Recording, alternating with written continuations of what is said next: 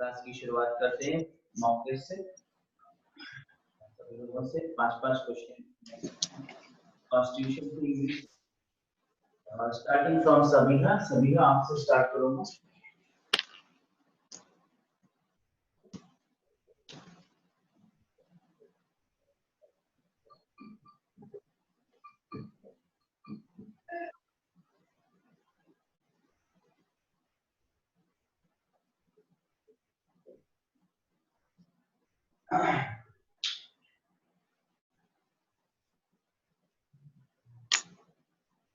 सबिहा पहला क्वेश्चन है yes sir. कि भारतीय संविधान के निर्माण में कितना वक्त लगा?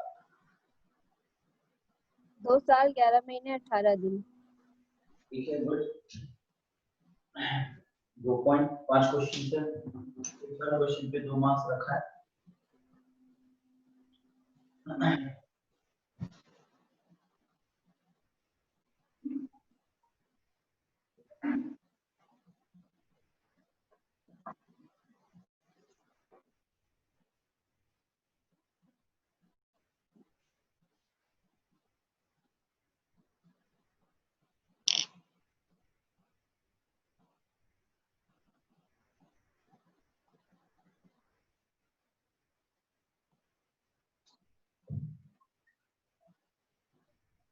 तेलंगाना उच्च न्यायालय का स्थान का नाम कहाँ स्थित है? इस शहर में स्थित है? हैदराबाद। गुड।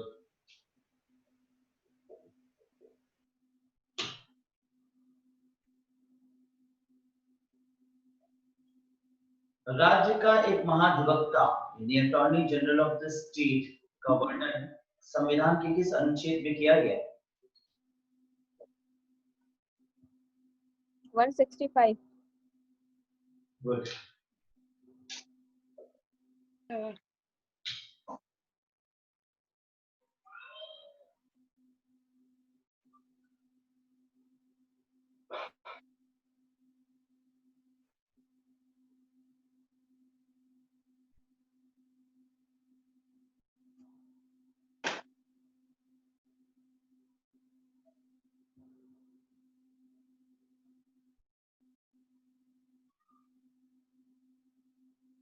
तेलंगाना राज्य में राज्यसभा की कितनी सीटें निर्धारित की गई हैं? 7। Very good.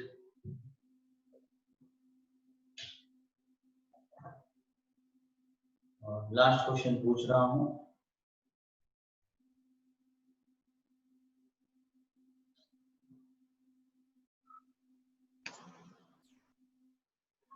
संविधान के किस अनुच्छेद के अंतर्गत कुछ संघ राज्य क्षेत्रों के लिए स्थानीय विधान मंडलों या मंत्री परिषद दोनों के सृजन का वर्णन किया गया है?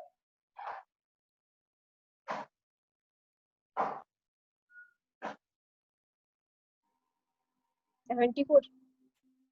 नहीं, गलत। सही आंसर है आर्टिकल नंबर 239 का। 239 का। आपके लिए 4 क्वेश्चन सही। Very good. 10 में 8 मिलता है। अलका, योर टर्न, आपकी बारी।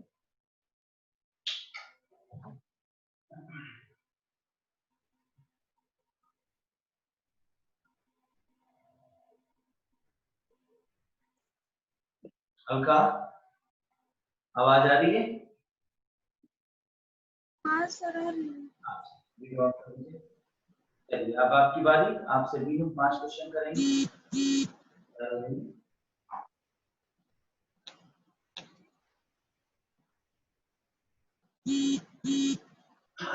भारत के किस अनुच्छेद के अंतर्गत यह कहा गया है कि भारत में चुनाव आयोग होगा? सर अनुच्छेद 239। 239 गलत जवाब है। अनुच्छेद 324 सही आंसर है। अरे सॉरी सर।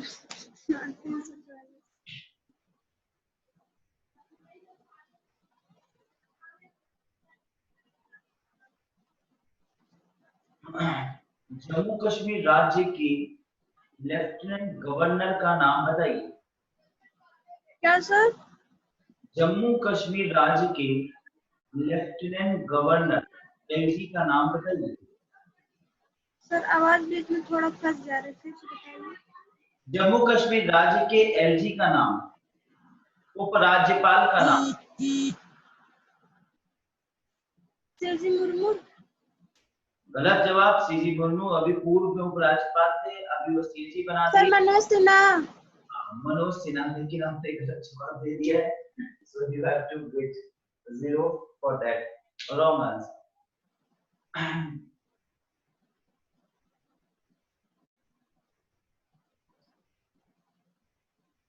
इस अनुच्छेद के अंतर्गत वर्णन किया गया है कि भारत में राज्यों के एक राज्यपाल होंगे। अनुच्छेद 153। हाँ, गुड। 153 अनुच्छेद सही answer.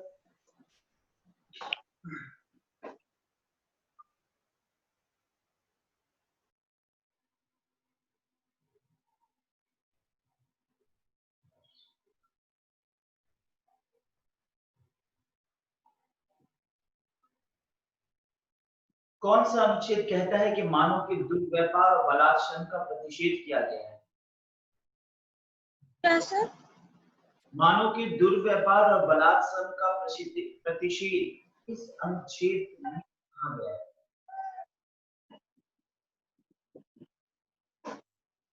Prohibition of traffic in human beings and forced labor. मानव के दुर्व्यवहार और बलात्कार का प्रतिषेध। सर नहीं पता है। सही जवाब मिलेगा सर 24 में 23 24 नहीं 23।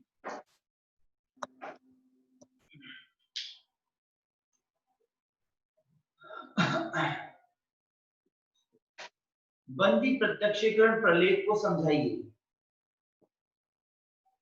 क्या सर? बंदी प्रत्यक्षीकरण प्रलेख को समझाइए।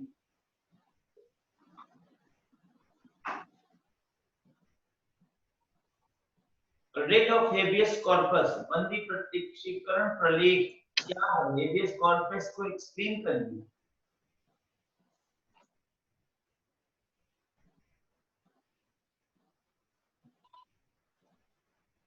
सर उसमें क्या बताना है? एक्सप्लेन करो, समझाओ इसको, बताओ क्या है हेबियस कॉर्पस। अपने शब्दों में व्याख्या करो।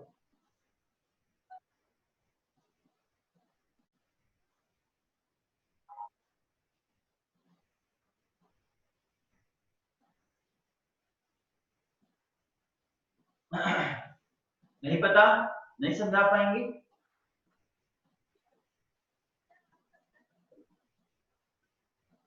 क्या हुआ?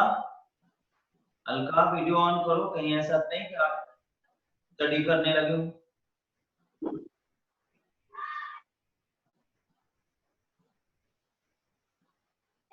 सर संरचना बताना है, क्या बताना है?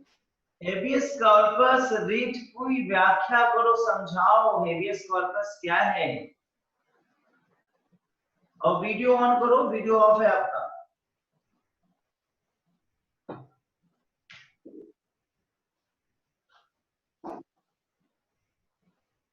सर नहीं पता है।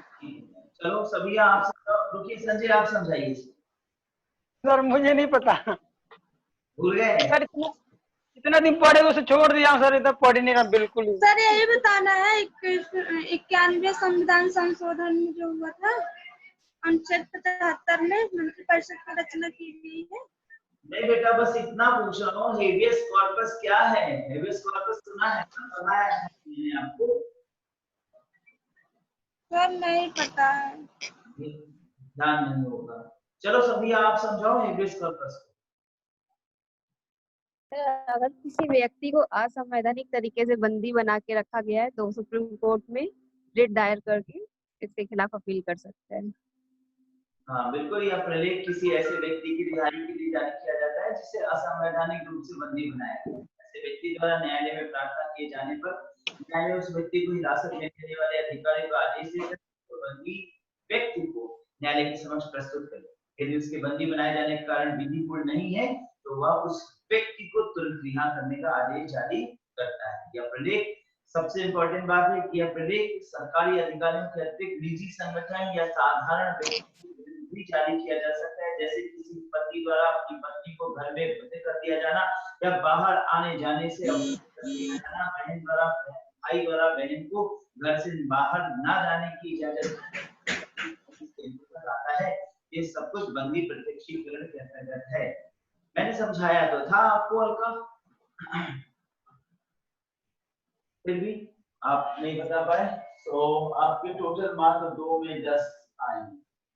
चलिए पूजा, अब आप तैयार हो जाइए, आपसे भी क्वेश्चन करूंगा, 5 क्वेश्चन का जवाब देना है।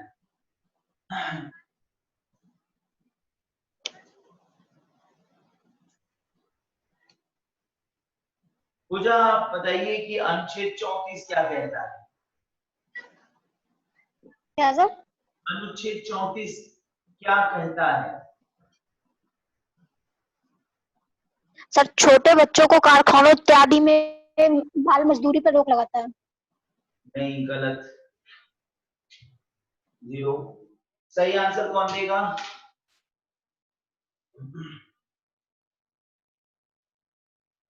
कोई बताएगा? सभी हाँ, क्या बताओगे? 14 वर्ष से कम आयु के बच्चों को कारखानों आदि में काम करने की। एक्चुअली जो 34 है वो 34 चारों के अधिकार के में व्यक्त करता है। 34 सुनाई देता है। सेना विधि प्रवृत्त हो तब भी यह इस यानी जब सेना विधि इमरजेंसी लगी हो तो संवैधानिक उपचारों के अधिकार पर निबंधन यानी उस पर रोक लगाया जा सकता है, उसे रिस्ट्रिक्ट किया जा सकता है। ठीक है, ये 34 के अंदर 24 सुनाई दे रहा था। हमने 34 पूछा था और 34 जी 34 और पूजा ने 24 बता दिया, तो 2 क्वेश्चन हो गया ना पूजा, एक हुआ।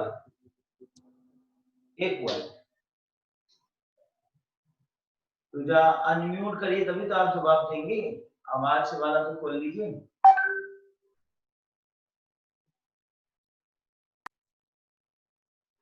सर अभी एक क्वेश्चन हुआ। एक ही हुआ, ठीक है।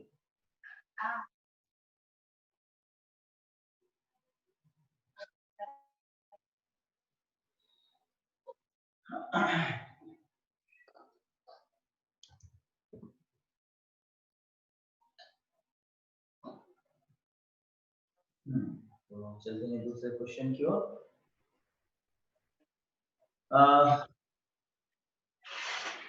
भारत का नियंत्रक महालेखा परीक्षक के संबंध में प्रश्न करेंगे आपसे, इसमें आप हमें जवाब दीजिए कि नियंत्रक महालेखा परीक्षक के कार्यालय प्रशासनिक व्यय और उनके कार्यालय में जो सेवा करने वाले व्यक्तियों हैं उनके व्यय को भारत के किस निधि द्वारा भारित किया जाता है?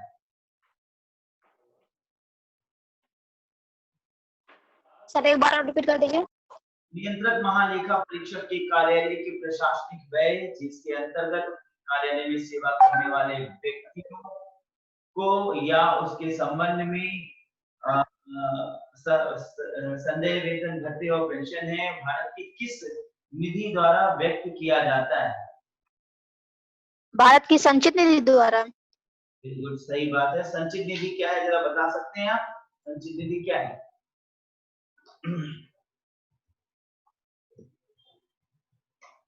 सर इसको एक्सप्लेन तो नहीं कर पाएंगे सर, वो तो नहीं है जो गवर्नमेंट मतलब जो पैसा जो सेव करके रखते हैं। मैंने बताया था, सभी यहाँ एक्सप्लेन करो संचित निधि क्या है। सभी हाँ जो यस सर, जो बेसिक नीड के लिए कुछ पैसा हम लोग जैसे घर में अलग से निकाल के रख देते हैं, वैसे ही गवर्नमेंट में भी होता है।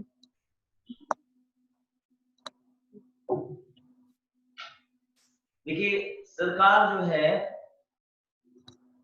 सबसे महत्वपूर्ण मदों पर खर्च को पहले अलग करती है, यानी कि जब आय होता है तो सबसे महत्वपूर्ण मदों पर जो आय का कुछ भाग है वो सुरक्षित कर लिया जाए। तो इस दृष्टिकोण से सबसे पहले संचित निधि में आय का भाग रखा जाता है, जिसमें महत्वपूर्ण पदों पर आसक्त व्यक्तियों के, जैसे सुप्रीम कोर्ट राष्ट्रपति है, ठीक है, उसी क्रम में सीएजी लगाते हैं इत्यादि। अपनी तरफ से इत्यादि इत्यादि लोगों को जो वेतन है उनको दिया जाता है। इसका कारण क्या है? इसका कारण मुख्य ये है कि भाई अगर किसी भी कारण से आर्थिक इमरजेंसी या कोई भी दृष्टिकोण से आर्थिक इमरजेंसी को छोड़ दिया जाए, तो अन्य किसी भी दृष्टिकोण से व्यय में कोई भी रुकावट किसी भी क्रम में इन महत्वपूर्ण व्यक्तियों के पदों पर कोई रोक न लगे, इनकी सैलरी में, इनके पेमेंट में किसी प्रकार से कोई रोक न लगा सके। जैसे मान लीजिए कि राज्य सरकार के अधीन कर दिया जाएगा, तो राज्य सरकार दबाव डालने के लिए इन पर पेमेंट में रोक लगा सकता है। केंद्र सरकार के भी अधीन नहीं, संचित निधि से रहेगा, तो सरकार ये नहीं कह सकती भाई अर्थव्यवस्था अभी ठीक नहीं है, पैसा नहीं आ रहा है, इसलिए साहब सीएजी साहब हम आपको अभी पेमेंट नहीं करा पाएंगे।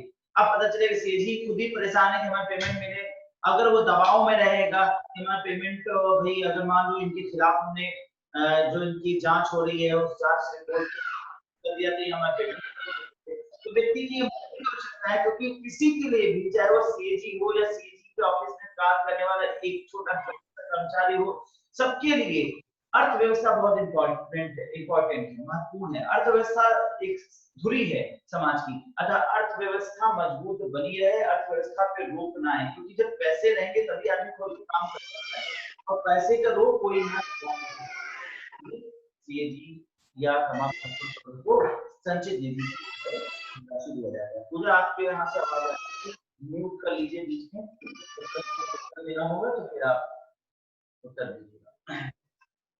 चलिए अब मैं और क्वेश्चन कर रहा हूँ।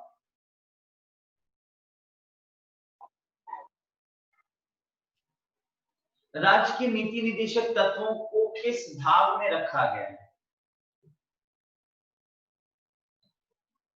पूजा उत्तर दीजिए। राज्य भाग 3 में। भाग 3 नहीं, गलत जवाब, भाग 4 में रखा गया है। भाग 4 इसका सही आंसर है। मना करिए, वीडियो कम देख के बतियाओ, सीधे तो वीडियो नहीं चालू। अम्मा बहुत जोरी मत देखो वीडियो। तो हम क्या करें? सीधे मना कर दो।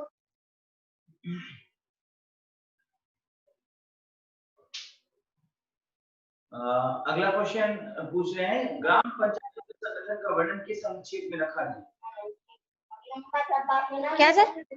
ग्राम पंचायतों के संगठन किस अनुच्छेद में वर्णित किया गया है?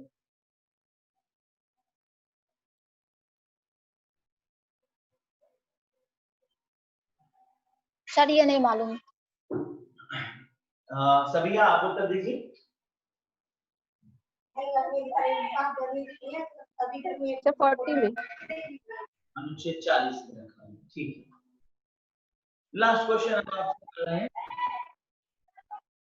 संविधान का वह अनुच्छेद जो ये कहता है कि कार्यपालिका से न्यायपालिका का पृथक्करण राज्य के लोक सेवकों में न्यायपालिका को कार्यपालिका से पृथक करने के लिए राज्य कदम उठाएगा, यानी कार्यपालिका को न्यायपालिका से पृथक करने का संबंध किस अनुच्छेद में वर्णन किया गया है? Separation of judiciary from executive, न्यायपालिका को कार्यपालिका से पृथक किया जाता है, कौन सा अनुच्छेद ये वर्णन करता है?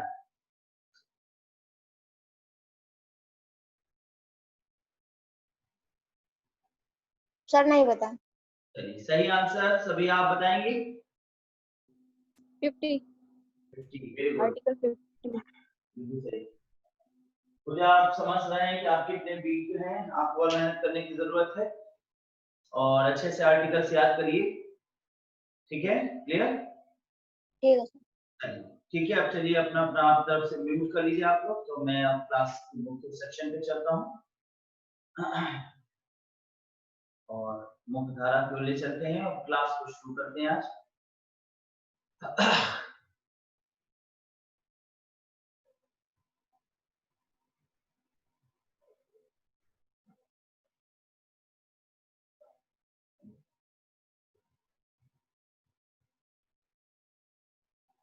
मुख्य चुनाव आयुक्त योजना आयोग, मुख्य चुनाव आयोग मैंने पढ़ा दिया था, आज योजना आयोग और नीति आयोग पर चर्चा करी जाएगी। योजना आयोग के संबंध में क्या कहा गया, योजना आयोग प्लानिंग कमीशन। तो सबसे पहले आपको मैं स्क्रीन शेयर कर दे रहा हूं ताकि नोट्स को आप देखते चले।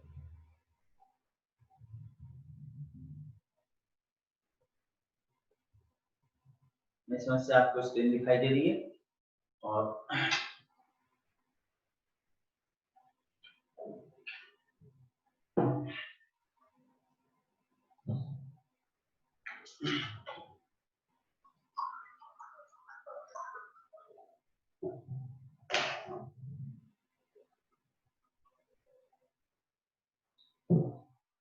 तो योजना आयोग क्या है और योजना आयोग जो क्या खत्म हो चुका है, बंद हो चुकी है, उसके संबंध में कुछ ऐतिहासिक तथ्यों के साथ एक साधारण सी चर्चा 1 मिनट के बाद मैं स्टार्ट कर रहा हूं।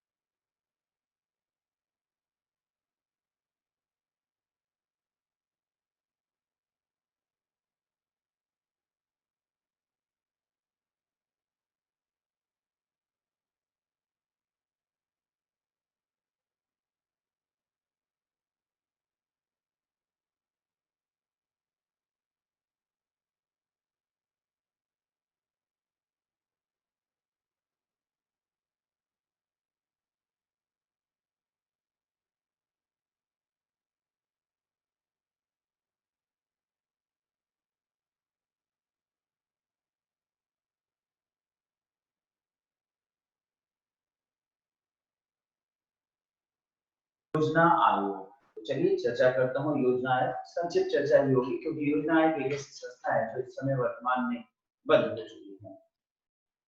अब इसके संबंध में क्या कहा गया, तो सबसे पहली बात नेहरू युग में इसकी प्रारंभ यानी इसकी स्टार्टिंग हुई प्रधानमंत्री नेहरू द्वारा इसको शुरू किया गया था।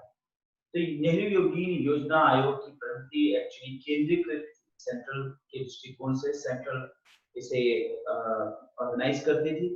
योजना आयोग का गठन वास्तव में 15 मार्च 1950 को हुआ। 15 मार्च 1950 में जब सरकार पूरी तरीके से कर्तव्यनिष्ठ भारत की एक सरकार नियुक्त होती है और हमारा संविधान भी लगभग तैयार था। तो 26 जनवरी को जब तैयार हो गया, हम अपने संविधान को बना चुके, तब देश के सामने बड़ी चुनौती थी विकास की। तो विकास के दृष्टिकोण से संविधान के अंतर्गत व्याख्या की गई। तो संविधान में तो बहुत कुछ कहा गया, जैसा कि संविधान में जो कहा गया उसको मैंने कई वीडियो में आपको बताया कि संविधान में जनता के विकास के लिए जनता के अधिकारों को दिया गया। संविधान में राज्य की निदेशक तत्वों का निर्माण किया गया कि राज्य कैसे कार्य करेगा, उन्हें कार्य करने की एक गाइडलाइन दी।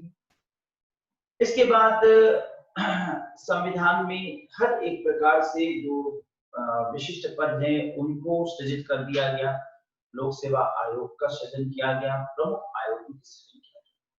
लेकिन देश की आजादी के बाद प्रधानमंत्री नेहरू को ऐसा लगता है कि भारत में एक ऐसा आयोग होना चाहिए जो थिंक टैंक का काम करे। ये आयोग सरकार का हो और सरकार इस पर विचार करे कि उसे कैसे कार्य करना है। अतः अपने कार्य करने का वर्क प्लान आने वाले 5 वर्षों के लिए होती है। तो जनरली सरकार जब बनती है तो टारगेट करती है कि हम अगले 5 साल कैसे कार्य करेंगे और जनता को उसे रूबरू कराया जाएगा। जनता इस प्रकार से ये देखेगी कि विकास हो रहा है और कितना विकास हो रहा है। अतः एक प्रकार से थिंक टैंक। अब प्रश्न उठता है कि क्या इस आयोग को संविधान में व्याख्या नहीं है, परंतु इस आयोग को एक विधिक आयोग बनाया जा सकता था या क्यों नहीं बनाया?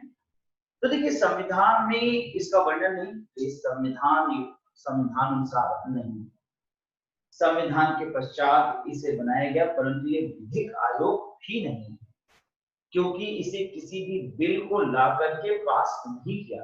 यानी सरकार चाहती तो एक बिल लाती कि हर गवर्नमेंट या हमारी गवर्नमेंट एक आयोग बनाना चाहती है, तो पक्ष विपक्ष का मुद्दा उठता, विपक्ष इस पर बहस करता, और फिर शायद ऐसा होता कि अगर यह बिल पास हो जाता, इस बिल के तहत एक आयोग बन जाता, तो वो आयोग एक मजबूरी हो जाती। सरकार ने जो कहा या जिन बातों को कर्तव्यनिष्ठ दिखाया, उस पर विपक्ष हमेशा कटाक्ष करता और यह बात कहता कि ये आयोग के तहत जो बातें रखी गई उसे क्यों नहीं संचालित किया जा रहा है, उसे क्यों नहीं पाया जा रहा है। तो लक्ष्य जो बनाए गए वो प्राप्त करना जरूरी होता, लक्ष्य जो बनाए गए उसके तहत चलना मजबूरी होता। अतः इन सभी से पॉइंट्स के दृष्टिकोण से शायद इसे एक विधिक आयोग नहीं बनाया गया, लेकिन इसका महत्व फिर भी देश के शासन में बहुत रहा, क्योंकि लगभग तब से यानी प्रारंभ से 1950 से और 12 पंचवर्षीय योजनाएं गठित हुई। 1950 से लेकर के 12 पंचवर्षीय योजनाएं लगातार गठित होती रही, और ये 12 पंचवर्षीय योजनाएं ने काफी देश के शासन में अपना महत्वपूर्ण रोल अदा किया। बहुत कुछ इसने देश को दिया, देश को विकसित किया। अब 2014 में जब मोदी गवर्नमेंट आती है, यानी कि जब हमारी वर्तमान गवर्नमेंट भाजपा की जो दूसरे राउंड में है, दूसरे प्लेइंग कर रहा है, दूसरे बार इस बार रन कर रहा है, इसने फिर टारगेट किया कि इस योजना आयोग को बंद करके नीति आयोग बनाया जाना चाहिए। लेकिन अब आप समझ सकते हैं कि लगभग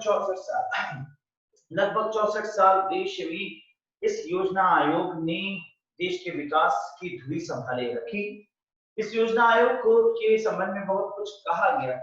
स्वयं कांग्रेस ने भी इसकी बड़ी कहा जाए तो मजाक उठाते हुए राजीव गांधी ने इस योजना आयोग को जोकरों का समूह कहा था। हालांकि उन्होंने भी इसे बंद नहीं किया था, लेकिन योजना आयोग ने देश के विकास में बहुत सी योजनाएं बनाई और योजना बनाने के साथ साथ विकास किया।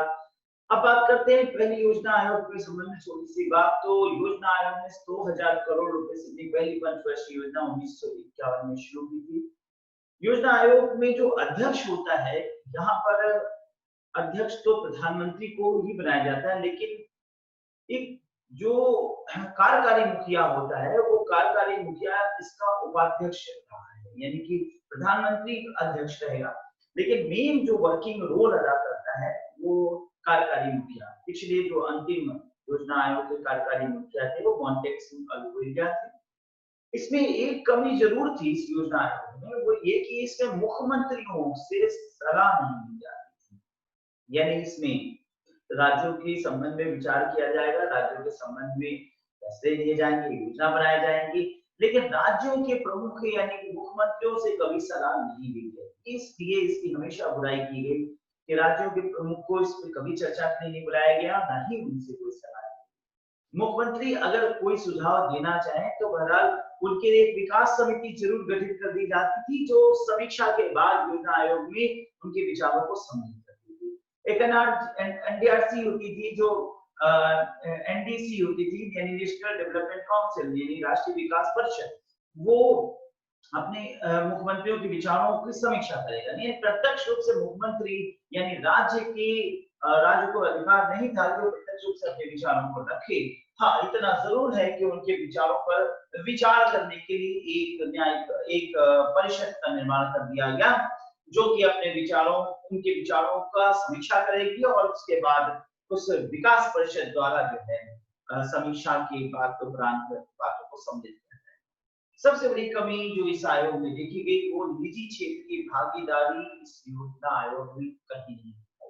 अब यहाँ सबसे बड़ा प्रश्न उठता है क्या देश के विकास में सिर्फ और सिर्फ सरकारी उपक्रमों का यानी कि जो पब्लिक सेक्टर है उन्हीं का योग रहा?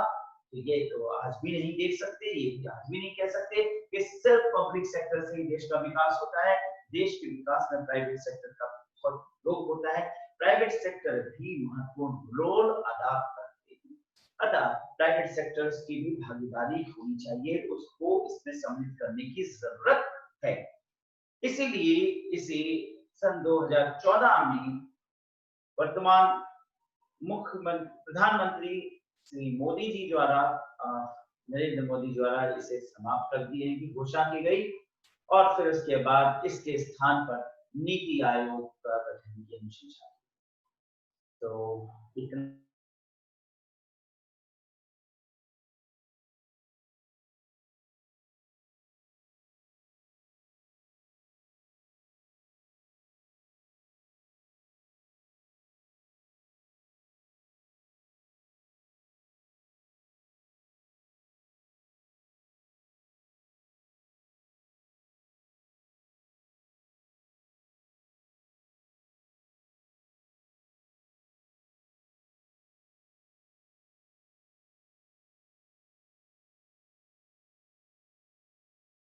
तो ये नीति आयोग एक्सप्लेन किया मैंने, तो सॉरी योजना आयोग एक्सप्लेन किया। कोई प्रश्न, कुछ क्वेश्चन का नाम सभी का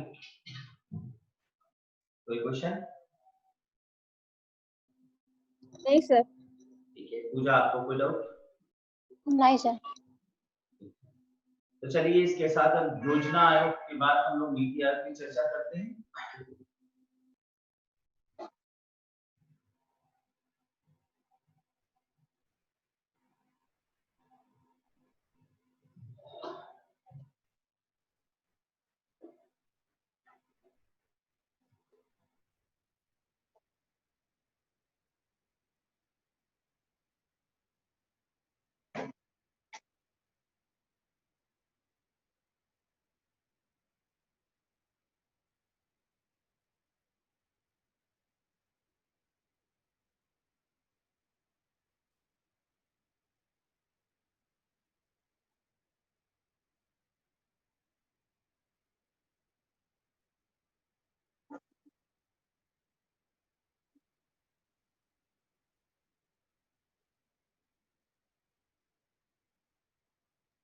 नीति आयोग के संबंध में आज इस वीडियो के माध्यम से सारी जानकारी आपको देने का प्रयास करेंगे।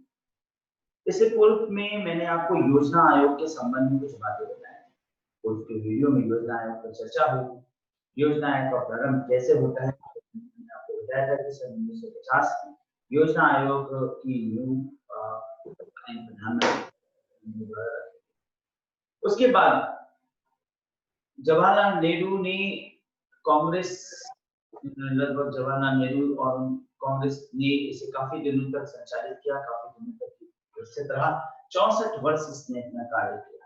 64 वर्ष में 12 योजना आयोग गठित हुए और 12 योजनाएं बनी, पंचवर्षीय योजनाएं बनी और उन्होंने अपने काफी महान विचारों को इसके अंतर्गत सम्मिलित करते हुए देश का काफी विकास किया। देश के विकास में उसका बहुत बड़ा योगदान था, लेकिन फिर भी उसमें कुछ कमियां थी, जैसे राज्यों की भूमिका नगण्य थी। राज्यों से जो मुख्यमंत्री थे उनका कोई योग नहीं हुआ करता था, वो अपने विचारों को रखना भी चाहते हैं तो एनडीसी यानी नेशनल डेवलपमेंट काउंसिल में अपने विचार रखते थे और एनडीसी समीक्षा उपरांत विचारों को सम्मिलित करता था।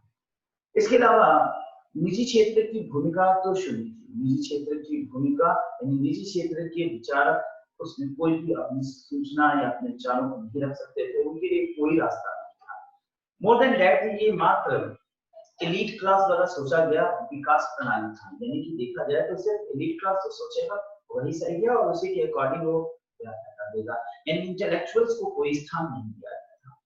इंटेलेक्चुअल्स जैसे विश्वविद्यालय के प्रोफेसर्स, विश्वविद्यालय के प्रतिनिधि और रिसर्च स्कॉलर जैसे तत्वों को, उनकी भूमिकाओं को बिल्कुल महत्व नहीं दिया जाता था। देखा जाता था विकास करने के लिए जो थिंक टैंक बनाया गया था वो लगभग शून्य था और उसके विचारों को हम लेंगे ही नहीं और हम शारीरिक विकास की योजनाएं बनाना। इस दृष्टिकोण से 2014 में नवनिर्मित भाजपा सरकार प्रधानमंत्री नरेंद्र मोदी के नेतृत्व में की है और उसने इसे लगभग समाप्त कर दिया और 2015 1 जनवरी 2015 से इसकी स्थापना हो गई। योजना आयोग की जगह अब नीति आयोग का निर्माण किया जा चुका है। नीति आयोग के बनने से देश को कितना लाभ होगा, इसके लिए भले ही अभी थोड़ा सा इंतजार करने की आवश्यकता है, क्योंकि इसने अपने कार्य को शुरू किया है, लेकिन अभी इसके परिणाम आने बाकी हैं। और जहां तक जितनी योजनाएं इसके अंतर्गत बनाई गई, बनाया जा रहा है, वो प्रभावी होंगे।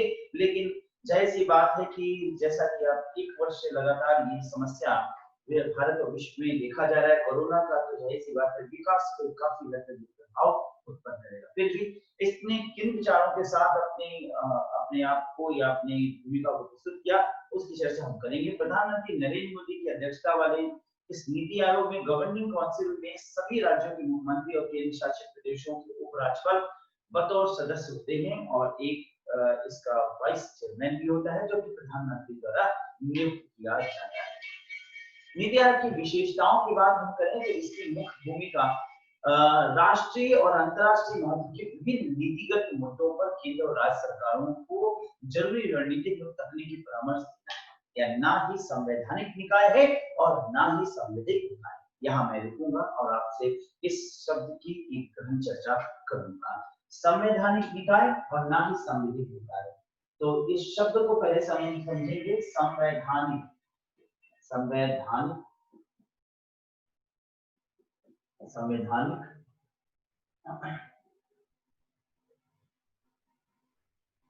और संवैधानिक।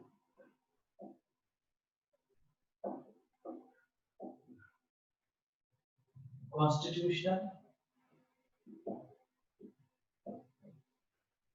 स्टैट्यूटरी और लीगल, ये 2 शब्द हैं, समान नहीं है, ध्यान रखिएगा। These are not similar words, they are different words.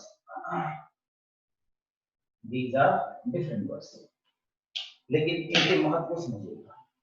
संवैधानिक का मतलब होता है जो संविधान में वर्णित, संविधान में वर्णित, जैसे संविधान के निर्माण। अब संविधान का निर्माण 26 नवंबर 1949 में हुआ। अब भारत के संविधान में जो वर्णित हैं, जो आयोग, जो महत्वपूर्ण व्यक्ति जो वर्णित हैं, तो अगर हम देखें तो इसमें कौन कौन से आयोग वर्णित हैं, तो इसमें आयोग के संबंध में देखा जाए तो संघ लोक सेवा आयोग के वर्णित, इन्हें हम संवैधानिक कहेंगे। परंतु ना ही योजना आयोग और ना ही वर्तमान में निर्मित नीति आयोग ये इसके अंतर्गत वर्णित है, इसलिए इन्हें हम संवैधानिक नहीं कहेंगे। These are not constitutional।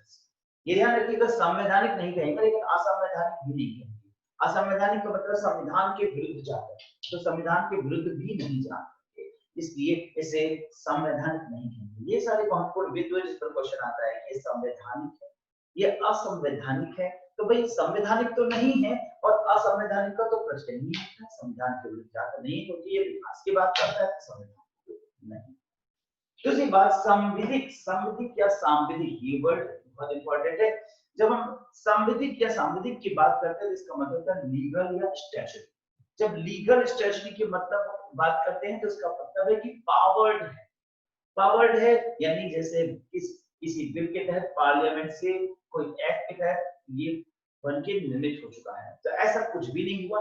ना ही योजना आयोग के संदर्भ में और ना ही नीति आयोग के संबंध में कोई बिल कभी लाया गया और पास हुआ।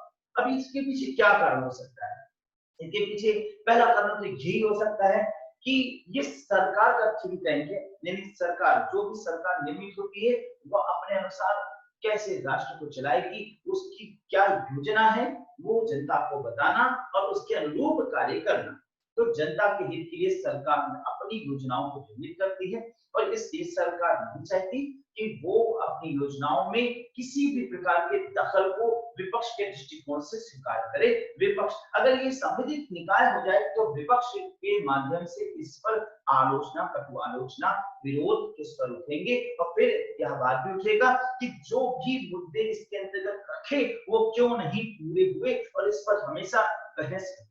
अतः ये सरकार के लिए एक समस्या भी बन सकती है। फॉर दैट पॉइंट इसे एक समृद्ध इकाई ही रखने का प्रयास, इसे एक समृद्ध इकाई नहीं बनाने का प्रयास किया गया और नहीं बनाया। समृद्ध इकाई न बनाने के बाद भी इसने महत्वपूर्ण कार्य किया और ये कर रहे हैं, और जो अब नए आयोग नीति आयोग में ये परिवर्तित है या नया स्वरूप लेता है वो भी राष्ट्र के विकास में महान योगदान देता है। अब अगली बात किया जाए तो इसके नीति आयोग के क्रियाकलापों में मुख्यमंत्री का और निजी क्षेत्र के विशेषज्ञों की अहम भूमिका अपनाई गई है। मुख्यमंत्री, जैसे कि पहले भी आपको मैंने योजना आयोग के संदर्भ में बताया था कि मुख्यमंत्रियों के विचारों को अप्रत्यक्ष रूप से सम्मिलित किया जाता है। वो एनडीसी के माध्यम से, नेशनल डेवलपमेंट काउंसिल, राष्ट्रीय विकास परिषद के माध्यम से अपने विचारों को रख सकते थे। वो अप्रत्यक्ष रूप से अपने विचारों को रखते थे, फिर राष्ट्रीय विकास परिषद समीक्षा उपरांत उनके विचारों को रखता था। वो योजना आयोग की व्यवस्था थी। परंतु नीति आयोग में क्या किया गया, पूरी तरीके से सरकार मुख्यमंत्रियों को इसके अंतर्गत लाने के लिए सम्मिलित करता है, यानी सरकार ने मुख्यमंत्रियों को इसके अंतर्गत पूरी तरीके से लाने की बात रखी।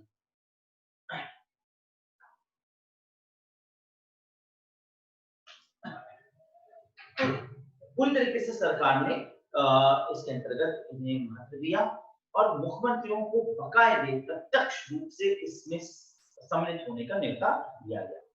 सिर्फ राज्यों के मुख्यमंत्री नहीं, बल्कि यूनियन टेरिटरीज में दिल्ली और पौंडीचेरी के भी मुख्यमंत्री इसके अंतर्गत सम्मिलित हो सकते हैं, और इसके साथ साथ उपराज्यपालों को भी इसके अंतर्गत सम्मिलित होने की बात कही गई है। तो आप समझ सकते हैं कि ये कितना महत्वपूर्ण है, कितना महत्व है। लेकिन यहाँ पर ध्यान रखिएगा, उपराज्यपाल केवल अंडमान निकोबार के ही उपराज्यपाल को सम्मिलित होने की बात रखी गई है, और वाइस चेयरमैन जो होगा वो प्रधानमंत्री द्वारा एक नियुक्त वाइस चेयरमैन होगा। इस प्रकार से प्रधानमंत्री द्वारा नियुक्त वाइस चेयरमैन, उप राज्यपाल अंडमान निकोबार उप समूह, दिल्ली पौंडीचेरी के मुख्यमंत्री और देश के 28 राज्यों के मुख्यमंत्री इसमें सम्मिलित होकर विचारों को रखें। ये बहुत महत्वपूर्ण पॉइंट्स हैं। इन पॉइंट्स के तहत काफी इंपॉर्टेंट क्वेश्चंस तैयार होते हैं। अन्य बात जो महत्वपूर्ण विशेषता है नीति आयोग की, नीति आयोग में देश भर के शोध संस्थानों और विश्वविद्यालयों के व्यापक स्तर पर परामर्श दिए जाते हैं। तो ये बहुत अच्छी बात है, क्योंकि सरकार या इलीट क्लास अपने विचारों से विकास की योजना ना बनाए, बल्कि वो देश के सभी इंटेलेक्चुअल्स, बुद्धिजीवियों की भी विकास के विचारों को सम्मिलित करते हुए देश के विकास के लिए योजना बनाए। तो ये बहुत ही लोकतांत्रिक प्रणाली पे आधारित आयोग है। यहाँ पर सरकार की बहुत सराहनीय होगी, क्योंकि यहाँ पर उन्होंने बहुत अच्छी बात रखी कि विश्वविद्यालय की प्रतिनिधि अपने विचारों को रख सकते हैं, और इसके साथ साथ रिसर्च स्कॉलर्स को भी, रिसर्च इंस्टीट्यूशंस को भी अपने बातों को, अपने विचारों को रखने का मौका दिया। अब सोचिए, रिसर्च इंस्टीट्यूशंस अपने रिसर्च को रखकर एक थीसिस में बाउंड कर देते। अब ऐसे में देश की जीडीपी को कैसे विकसित किया जा सकता है, जीडीपी को कैसे बढ़ाया जा सकता है, देश के विकास कौन सी योजनाएं बना सकती है, देश के विकास को लिए और क्या किया जा सकता है।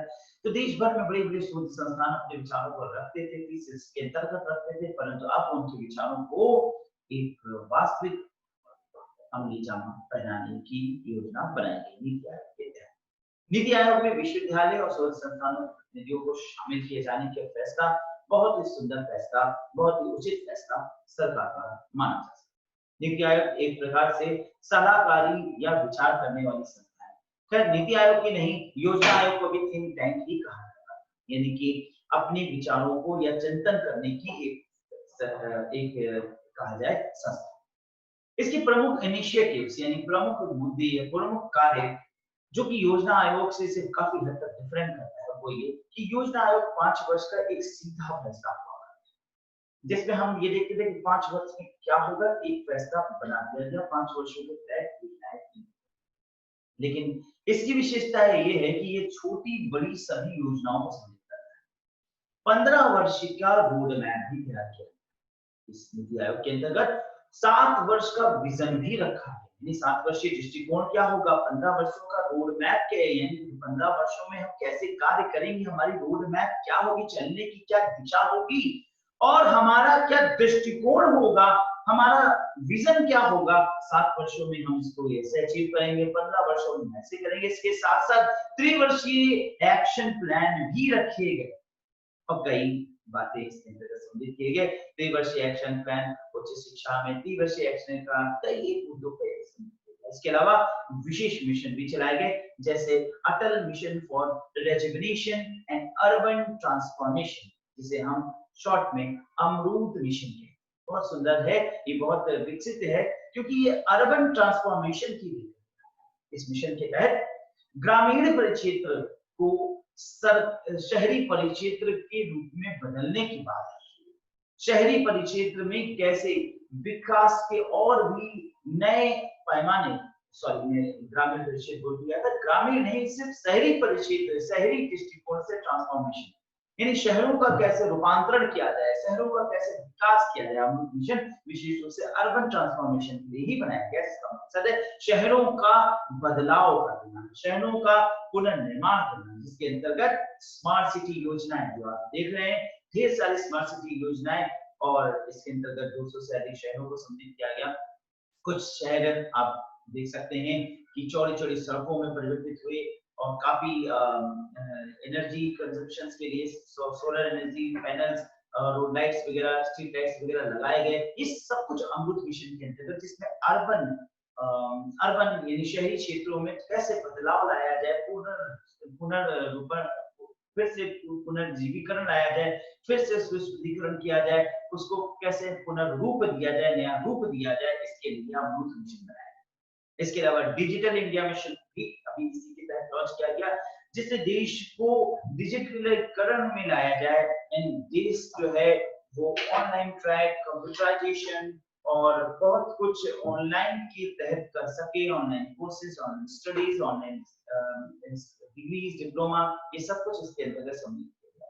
इसके अलावा अटल इनोवेशन मिशन, यानी अटल प्रधानमंत्री अटल जी द्वारा उनके नाम के दृष्टिकोण से इनोवेशन यानी खोज करने का mission, medical education reform, agriculture reforms, कई एक नए रिफॉर्म्स इसके अंतर्गत सम्मिलित किए गए। अब नीति आयोग के संबंध में अगर हम अन्य तथ्यों पर बात करें तो इतिहास पर थोड़ा सा चर्चा करें कि नीति आयोग क्या प्रधानमंत्री नरेंद्र मोदी जी के अपने आप विचार में आया या इसके पीछे कुछ और बैकग्राउंड। जाहिर सी बात है, ये कुछ ऐसी बातें हैं जो जनरली आपको ना बताई गई, ना ही आपने इस विषय में खोज किया। नीति आयोग कहां से जन्म लेता है, नीति आयोग की विचार सरकार के मन मस्तिष्क में कैसे आता है, इसके पीछे सबसे पहले जो बात आती है वो है चाइना में हो रहे बदलाव। चाइना में जिस समय नीति आयोग निर्मित हुआ उस ठीक पहले उसी समय चाइना में बदलाव देखा गया। चीन द्वारा वहां की योजना आयोग को परिवर्तित करके उसे national development and reform commission किए जाने पर बदल दिया गया। ठीक उसी समय प्रधानमंत्री मोदी जी ने भी इस मॉडल को कॉपी किया। तो एक प्रकार से देखा जाए तो चाइनीज मॉडल है जिसे हमारी सरकार ने कॉपी किया। कॉपी करना कभी बुरी नहीं होता, और कभी भी कोई चीज जो अच्छी है उसको अगर हम कहीं से भी लेते हैं तो वो अच्छी बात है और इसके लिए सराहनीय कार्य, ऐसा नहीं कॉपी करना बुरा है। इस दृष्टिकोण से अच्छा वर्क कॉपी किया गया, सही किया गया। और इस दृष्टिकोण से 15 अगस्त 2014 को प्रधानमंत्री मोदी जी द्वारा इसकी घोषणा कर दी गई कि भारत में योजना आयोग का नया स्वरूप दिया जाएगा। लेकिन इस घोषणा से पूर्व श्री अजय शिब्बर की अध्यक्षता में गठित प्रथम स्वतंत्र मूल्यांकन आयोग यानी इंडिपेंडेंट इवैल्यूएशन ऑफिस द्वारा प्रधानमंत्री नरेंद्र मोदी को 29 मई 2014 को दिए गए अपने रिपोर्ट में योजना आयोग का नाम परिवर्तित करने और उसे नियंत्रण आयोग करने की अनुशंसा की गई।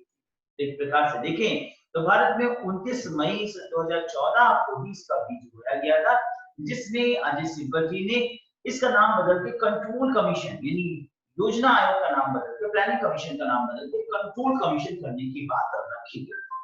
और 13 अगस्त 2014 को प्रधानमंत्री नरेंद्र मोदी और ने योजना आयोग को समाप्त करने की घोषणा कर दी। और ठीक 2 दिन बाद 15 अगस्त 2014 को यह घोषणा कर दी कि चीन ने जैसे अपने यहाँ बदलाव किया है उसी के तर्ज पर हम भी अब योजना आयोग को नया स्वरूप देंगे, जिसके तहत 1 जनवरी 2015 को मंत्रिमंडल द्वारा प्रस्ताव जारी किया गया, जिसके तहत भारतीय योजना आयोग को नया रूप, नया नाम और नया वस्त्र पहना दिया गया, जिसे नीति आयोग यानी national institution for transforming India आयोग फुल फॉर्म जरूर याद रखिएगा। हिंदी में हमें नीति यानी प्लानिंग लगता है, परंतु ये प्लानिंग का भी एक फुल फॉर्म है नीति।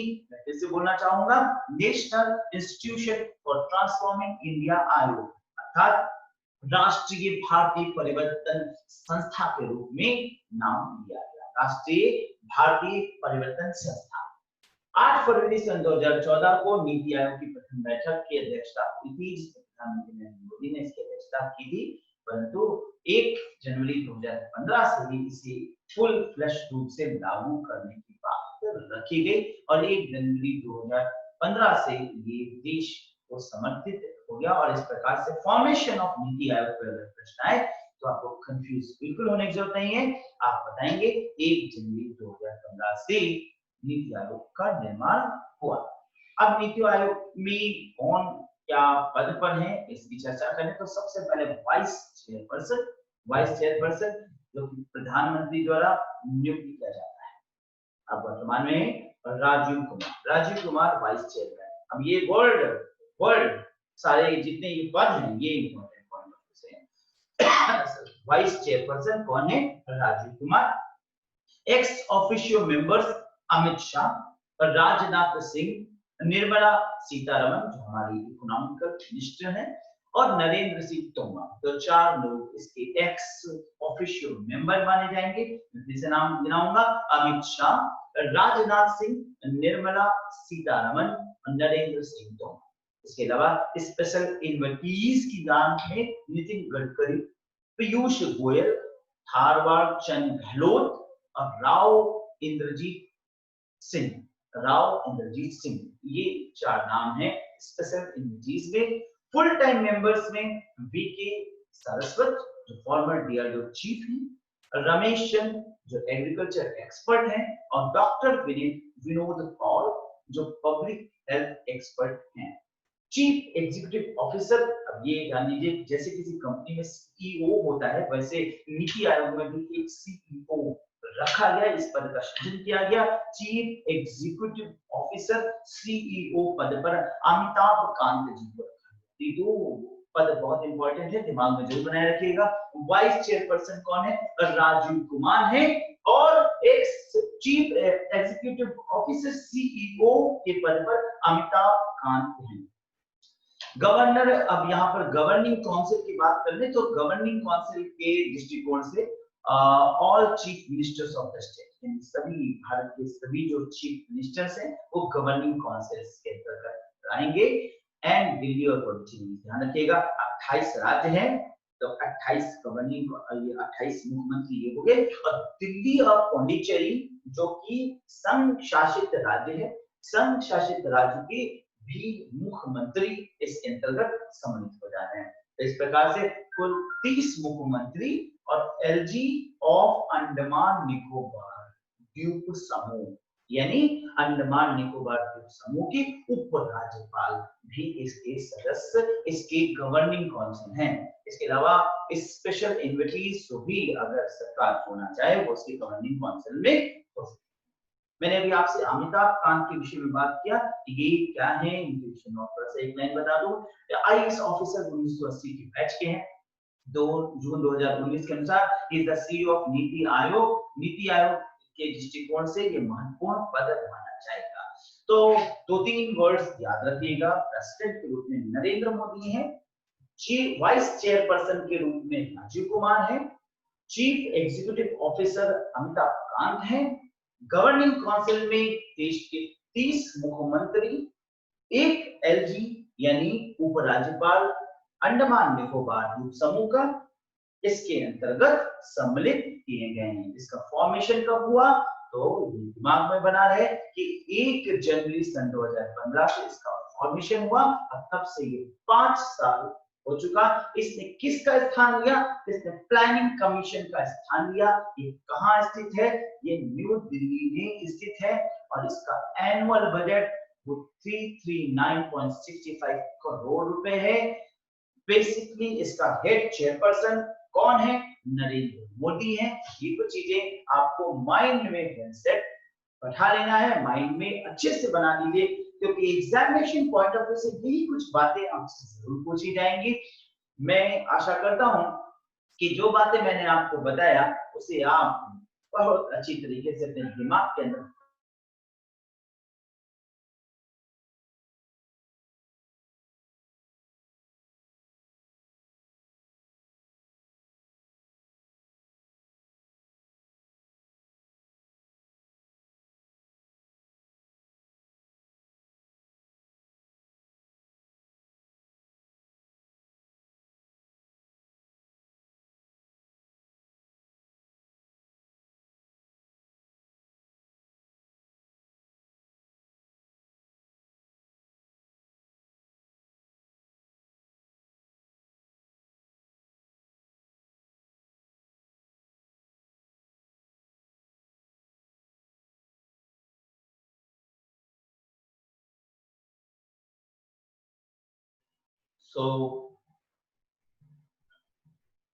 Welcome back to students. सभी फर्स्ट ऑफ ऑल कोई क्वेश्चन बेटा? मैंने प्रयास किया कि सब क्लियरली समझा देगा। कोई क्वेश्चन? नहीं सर, नो सर। कोई आपको कोई प्रश्न है? कोई प्रश्न करना चाहते हैं? नहीं सर। ठीक है, फिर मैं समझता हूँ कि आप लोगों को बेहतर रूप से समझ में आ गया होगा। आज ये टॉपिक मैंने दो महत्वपूर्ण आयोग, योजना आयोग और नीति आयोग के ऊपर चर्चा किया और टेस्ट भी लिया, और कल फिर मैं कुछ और भी चीजों के साथ क्वेश्चन डिस्कशन के साथ आगे बढ़ूंगा। कल फिर मुलाकात होगी। कल मैं 4 बजे क्लास रखूंगा, 4 से 4:30 ऐसी टाइम रहेगा। कोई इशू तो किसी को? ठीक है, तो थोड़ा सा लंच का टाइम रहता है, इसलिए कभी कभार नहीं सर। लेट हो जाता है, उसके लिए आप लोग वरी मत होइएगा। बस 4 बजे के आसपास आप लोग रेडी हो जाइएगा। मैं जैसे ही खाली होऊंगा आपको लिंक भेजूंगा और आप लोग क्लास में। ठीक है, तो फिर कल मुलाकात होती है। तब तक यस सर। करता हूँ, एंड करता हूँ।